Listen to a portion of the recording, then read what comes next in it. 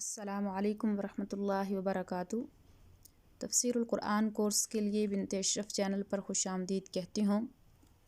الحمد للہ رب العالمین، والصلاة والسلام علی سیدنا محمد خاتم النبیین وآلہ وصحبہ اجمعین۔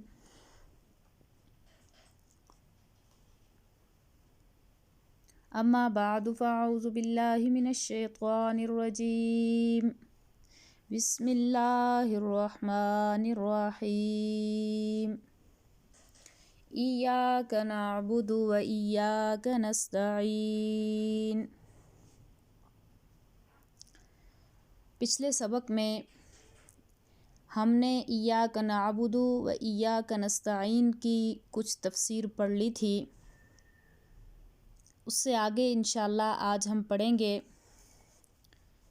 پچھلی تقریر سے یہ بات تو واضح ہو گئی کہ ہر قول اور فعل، دعا و پکار، ثنا اور تعظیم، رکوع اور سجود، قیام اور قعود وغیرہ جو اس اعتقاد اور شعور کے ساتھ ہو کہ معبود کو ما فوق الاسباب ہمارے تمام معاملات پر غیبی قبضہ اور تسلط حاصل ہے اور وہ سب کچھ سنتا اور جانتا ہے، تو یہ عبادت ہے۔ چنانچہ علامہ ابن القیم نے عبادت کی تعریف کو ایک جامع تعبیر سے بیان فرمایا ہے۔ فرماتے ہیں یعنی عبادت اس اعتقاد اور شعور کا نام ہے کہ معبود کو ایک غیبی تسلط حاصل ہے جس کی وجہ سے وہ نفع و نقصان پر قادر ہے۔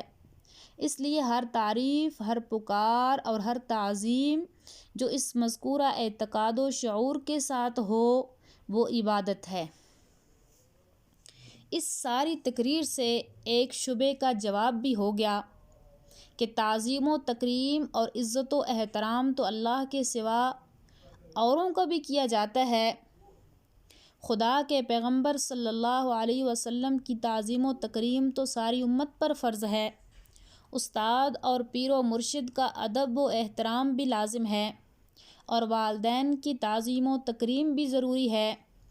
لہٰذا اگر تعظیم و تکریم اور عجز کا نام عبادت ہے تو پھر یہ بھی عبادت ہوگی، حالانکہ عبادت صرف اللہ کا حق ہے، غیر اللہ کی عبادت جائز نہیں۔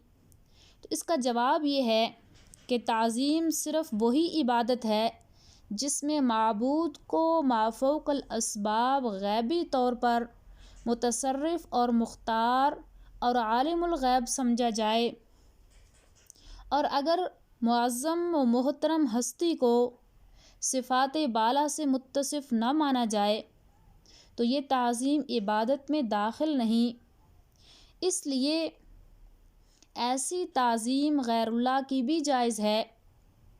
اس اجمال کی تفصیل یہ ہے کہ تعظیم کی دو قسمیں ہیں، ایک وہ جو ذات باری تعالیٰ کے ساتھ مخصوص ہے اور دوسری وہ جو غیر اللہ کے لیے بھی جائز ہے۔ تو انشاءاللہ تعظیم کی دو قسمیں ہم اب اگلے سبق میں پڑھیں گے۔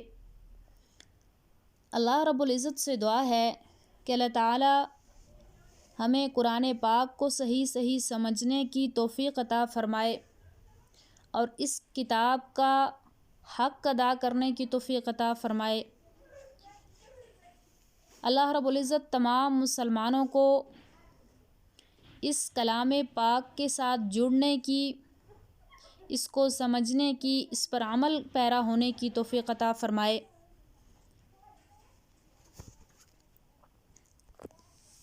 وآخر دعوانا ان الحمد للہ رب العالمین۔ السلام علیکم ورحمۃ اللہ وبرکاتہ۔